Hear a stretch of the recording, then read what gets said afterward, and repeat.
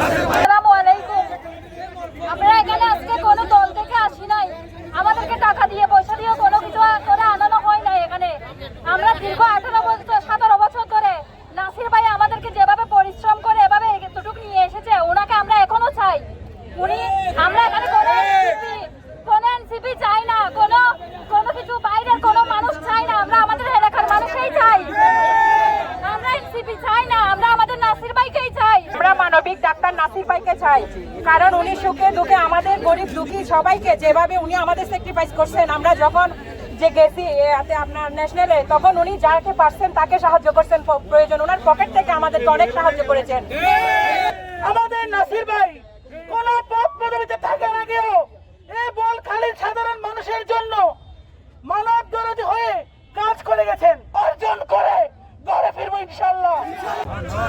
আরা এই মাঠ থেকে এরকম যদি হাল্লাই মরহা কি আরা যে যোগ্য ভাবতি সাতখানি এত নাসি আর হন প্রতিবেশী বাইকল হনিকে চিনেন না, তাহলে আরা যদি নসিলি তো আর মরহা কি? আমাদের সুখে আমাদের দুঃখে আমাদের সব সময় আমাদের পাশে ছিলেন ডাক্তার মোহাম্মদ আবু নাসের ভাই। একজন ডাক্তার হিসেবে, ব্যক্তি হিসেবে, সেই ব্যক্তি হিসেবে ওনাকে সবাই পছন্দ করে এবং ভোট দেবে। এই ওনাকে আমি মনে করি। ভোটটা কারা দেবে? নাসির ভাইকে দেবে।